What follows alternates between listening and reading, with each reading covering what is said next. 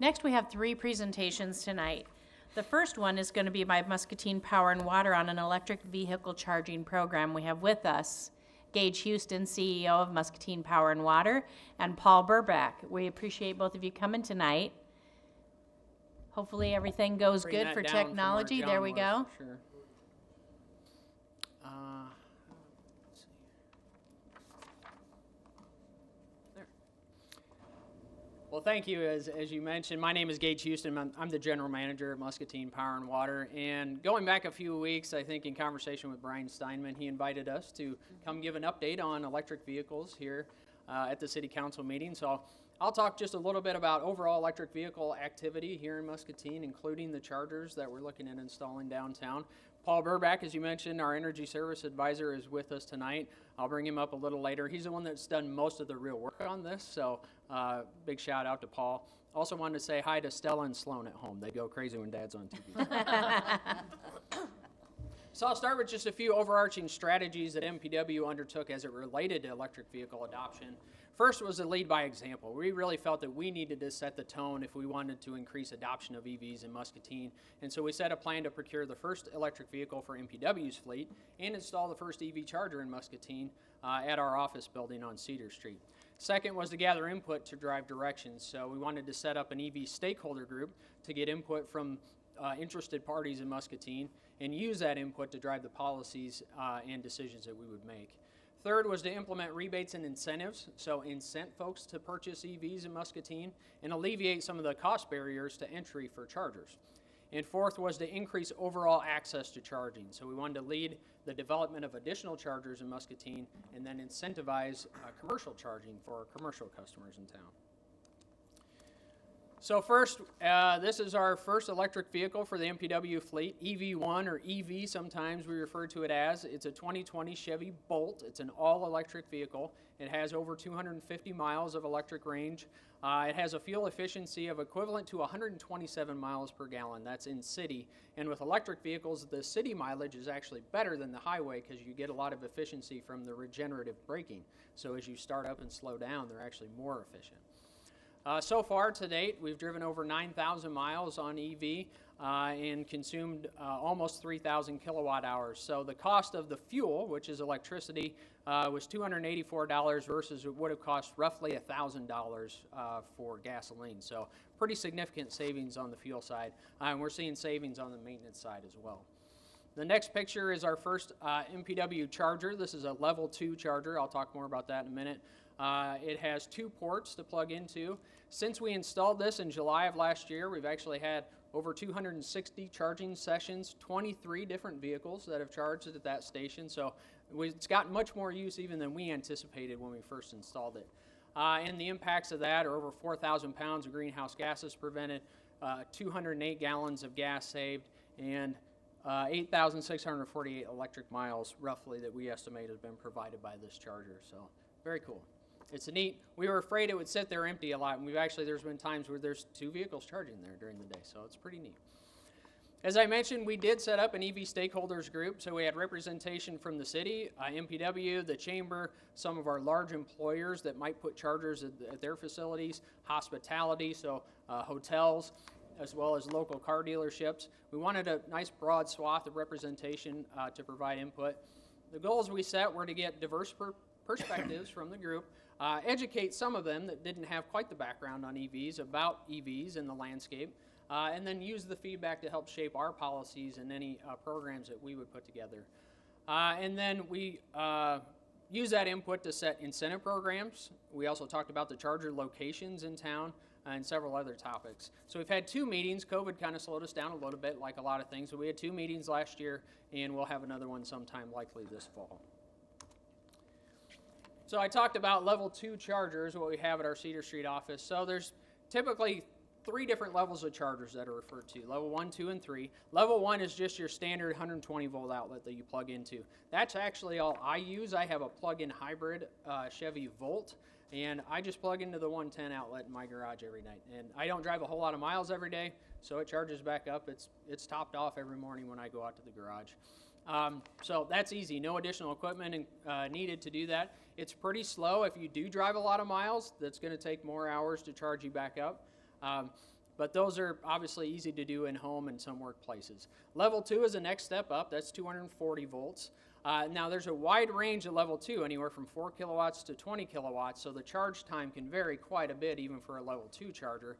That does involve adding that charger station like you saw the picture of at our Cedar Street office. So there is a significant cost associated with that. But those are popular in some homes that have an all-electric vehicle, but workplaces, public charging, level 2 is currently the most common charger out there. Level 3 is the big stuff. So when you get into high voltage DC input that serve those, and again, a wide range, could be 50 kilowatts all the way up to 350 kilowatts, which is very significant.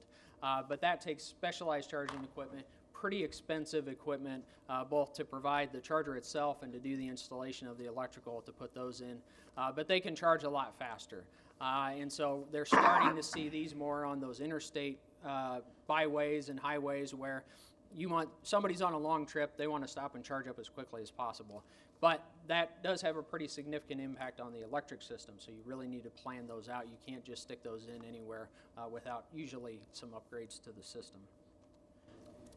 So a little bit about funding. The state of Iowa does have funding that they're using for alternative fuel vehicles. This goes back to a Volkswagen settlement. If you do recall, the Volkswagen got caught cheating on some emissions testing several years back, and so the penalties got issued to all of the states. And so the Iowa DOT got tasked with managing the funds for Iowa, and they've established several different phases of grant funding programs to dole out that money for alternative fuels. So Paul put together applications for grants for 2 chargers for Muscatine in our downtown area. They cover 90% of the total cost, up to $15,000. And we were happy to find out that we accepted for both of those chargers. So we have those grant funds available to us now. Paul also submitted in another round an application for a 3rd charger, and we actually hope to get the results of that sometime this month or next month. But we're hopeful for that as well. So the charging locations that we picked, and again, this was with some feedback from that stakeholder group. Sorry, I know the map is small here, but the red circle in the top right-hand corner is Musser Public Library. So we kind of decided early on that would be a good spot for one charger because we really wanted to kind of flank the downtown, put one on, kind of upstream and one downstream of the river. And I noted a few comments here that 85% of charging takes place at home or work. So that is usually where you're fueling up your vehicle. It's a very different pattern than what you're used to with your gas vehicle. You go home, you pull in the garage, you plug in, and every morning you're charged back up. It's like driving out with a full tank of gas every single morning. So your pattern of refueling is very different. So most of the refueling happens at your home. So the public chargers really are intended for visitors. They're not somebody that lives in Muscatine with an EV. They're not going to drive downtown and charge normally because they're already charged up. So this is really to bring visitors into the community. So we wanted to kind of flank that downtown and try and bring visitors in with EVs and get them into our downtown businesses. So I mentioned the first site is at Musser Public Library. The second site, the way we filled out the grant, we had some optionality on where we could place it downtown. We looked at a total of 5 or 6 different locations, and ultimately, right now, our current site option we've selected is one of the Merrill parking lots right along Chestnut there, where you see the other red circle. Now, it's very important to note that these will be public charging stations, so that's something we're working out with the Merrill, that they're not Merrill charging stations, they're open to the public, but it's nice to be able to partner with that business and that hospitality business. It is going to bring visitors downtown, so we think that'll be a good fit. Another factor in those locations was the cost to get the electricity to the charger. So we were trying to find a location where we already had electric facilities nearby, and this was one that we've got some facilities close by and really minimize the cost. So even though the grant covered most of the cost, if we installed something a long way from the infrastructure, there would have been some additional cost to us to cover that. So we feel like this is a good solution, so we're working on completing those charger installations sometime later this year. In addition, MPW rolled out several rebate and incentive programs to try and drive adoption of EVs in Muscatine. Our residential program we put together was a $300 rebate for any battery electric vehicle or plug-in hybrid electric vehicle like my car. And they also have access to our interest-free loan program to install a charging station. So, like I said, I just charge on a 110 outlet, but if a residential customer wanted to put a level 2 charging station in their garage, they could use a zero-interest loan program to help cover those costs. So it removes that barrier. On the commercial industrial side, we put a cap on that program, but similar fashion, a $300 rebate. That's for battery electric vehicles only. One of the things that we've heard on fleet vehicles is that the plug-in hybrids, sometimes the employees just don't plug it in because they know they've got the gas engine. So in this case, we wanted to just focus on the all-electrics on the fleet side. And then some additional incentives based on the charging ports and the level of chargers for commercial sites as well. But noted on the level 3, we really put that as a to be determined because those can have pretty significant impacts on the infrastructure on the electric side. And so if a customer was interested in doing that, we really have to work out those details with them. So to kick us off, though, we wanted to start with what we deemed an early adopter incentive. So instead of just a $300 rebate, we put out a $1,500 rebate for the first 5 electric vehicles that were registered here in Muscatine. And we actually got really great response to that. All 5 of those have been used up already, and so we said, well, that went faster than we thought. Let's add another 5. So we took it all the way up to 10. We're just announcing that very soon that we're expanding this program and adding another 5 EVs to this early adopter rebate program. So these are for new vehicles registered here in Muscatine. They have to be an MPW electric customer, obviously. And in the second round, we're actually going to incorporate plug-in EVs as well. The 2020 model year, a lot of manufacturers are actually rolling out plug-in electric hybrid vehicles in their lineup. So we think plug-in electric, hybrid electrics are actually going to catch on in the next couple of years. So moving forward from here, obviously we feel we've got some great progress on electric vehicles in Muscatine so far. Our focus is going to be continued public awareness and education, do some cost comparisons for folks, talk about the benefits of fuel economy and maintenance savings, the environmental benefits, educate them on charging options and try to clear up any misconceptions there might be about EVs. And then, our goal is to continue to increase the adoption of EVs in Muscatine. One of the ways we'll do that is continuing to look at our fleet. So anytime we have a vehicle that we need to replace, we're going to evaluate whether or not there is an all-electric or a hybrid option. There are even hybrid bucket truck options that we're evaluating in the future. We're going to try and push on the commercial industrial fleet vehicles, see if we can get some converted to electric. We want to talk more about city fleet vehicles. Carol and I were just talking about this a little bit the other day. Are there options for Muscabus down the road or any of the city's vehicles that we could look to electrify? And we're seeing EV registrations on the rise. So just like we saw with the early adopter rebate, they went faster than we thought. EV registrations are increasing. In Muscatine County, they've gone from 46 when we first started looking at it, up to 56 at the end of the year. And then in Iowa, they've increased, you can see, from 4,550 all the way up to over 5,800 EVs in Iowa. So we felt that we were on the cusp. People have been talking about EVs for a long time. They're going to catch on. They're going to catch on. We really feel like now is the time. The major motor manufacturers have all made commitments and investments in EVs, and we really feel like that trend is really going to take off this time. And then focus on public charging. So we're going to complete the installation of the 2 chargers downtown, and then hopefully if we get that 3rd grant, we'll identify the charger location for the 3rd charger in Muscatine, and that's probably going to be somewhere in the northern part of Muscatine. So feel like we got the downtown kind of taken care of. We'll look at one in the northern part of the community and hopefully get a pretty good coverage across Muscatine. So that's it. I did want to bring Paul Burback up for just a second. Paul, just make sure everybody can see your smiling face. As I mentioned, Paul's the one that's really done most of the work on these programs. He's the one that customers are going to interact with and engage with if they have questions about EVs or our rebate program. So we included his contact information here as well. But Paul's your guy. Questions? Thank you. Questions? Thank you. Comments, questions, anyone? I got a Go ahead. question. I'm sorry. No, Go ahead, Oz. Oh, Mr. Houston, we've had fun with this. Is there a cost for using these chargers? I've seen them in other places, like in Los Angeles I saw, but you had to put your credit card or something in it before you go. So yeah, good question. So the one we put at our Cedar Street office, the first hour is free, and then it's 10 cents a kilowatt hour after that, which is close to what our residential electric retail rate is. And so there are apps on your phone that you can store your credit card information on, and it's really easy to use. You can find the location of any chargers, see if they're available, if they're open, tells you what the cost would be before you even get there. And then when you go and plug in, you start a charging session on the phone, and it takes your credit card information from your phone, and it's pretty slick. Okay. And that's actually something that we haven't decided fully on the downtown chargers, whether we would do a similar approach or we'd offer the first hour free just to get people in the habit. Go ahead, John. Well, I guess kind of twofold. The downtown chargers are going to be level 1.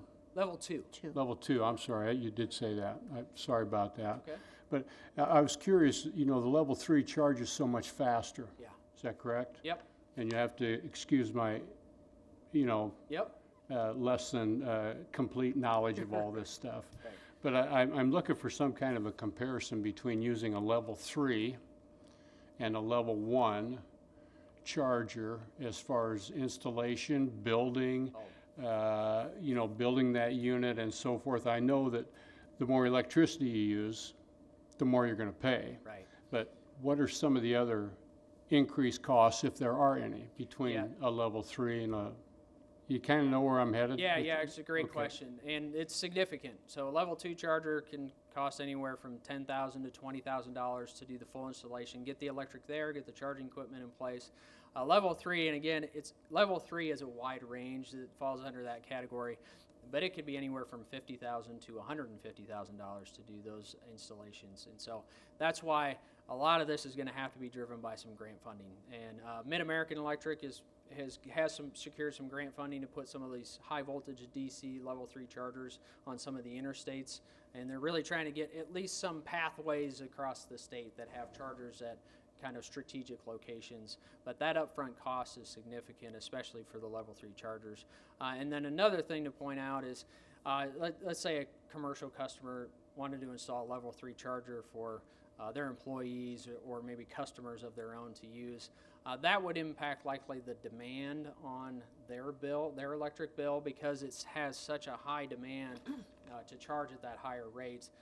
That would be much higher than what their normal demand for a commercial customer would be. So we did hear from a representative from a grocery store chain owner that had installed some Tesla superchargers, not here in Muscatine, but another site, and they agreed to cover the electricity, and Tesla put in the chargers. When they got their first electric bill, they were very shocked at what the impact of that was because of the high demand. So we would work with customers, anybody that was interested. Paul could walk through exactly what the estimate of the impact on demand would be and what that would look like on their bill. So we would want to engage and have that conversation up front. Thank you. That Volkswagen settlement does have funding for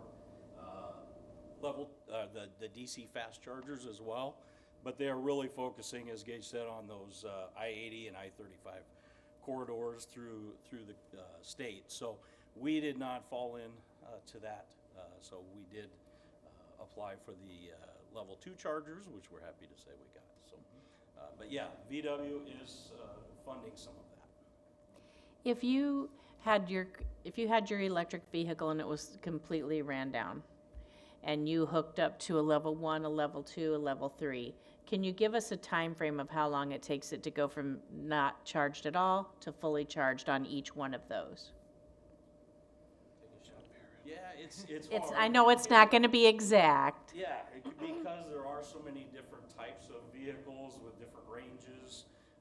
So some of the early EVs have a smaller range of mileage range, whereas some of the newer vehicles are 300 plus now. So certainly depends on what your battery type is.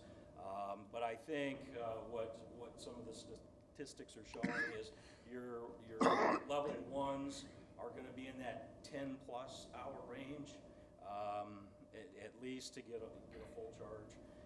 Level 2s can be 4 to 8 hours, and then your DC fast chargers can be up to 20 minutes for 80% of your charge. Oh, wow.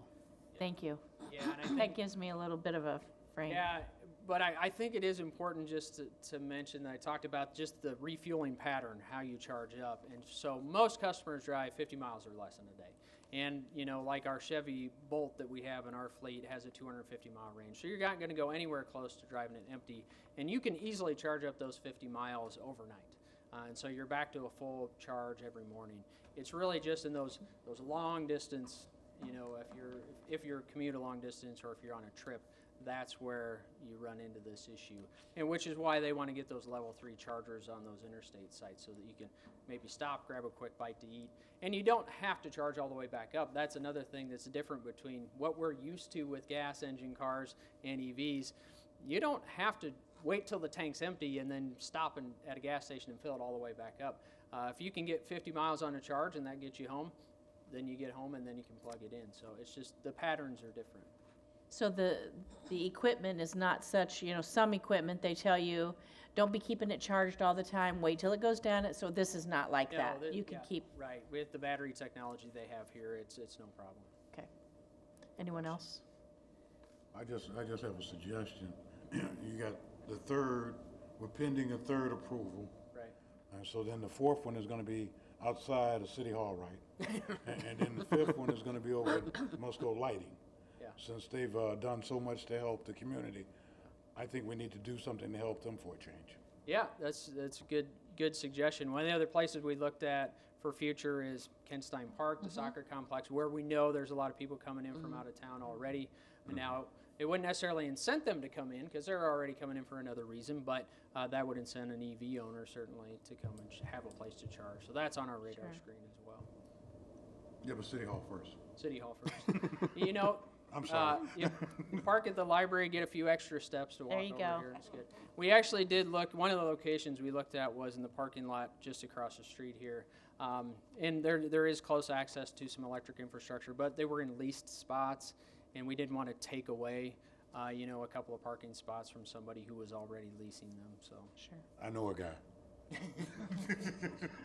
Thank you so much. I don't hear any other questions or comments. We really appreciate you coming out tonight. Absolutely. Thank Great you for the information. opportunity, and if you do have any questions in the future, get a hold of Paul. He'll answer them for you, so. Will Thank do. you so much. Thank you. Enjoy your evening.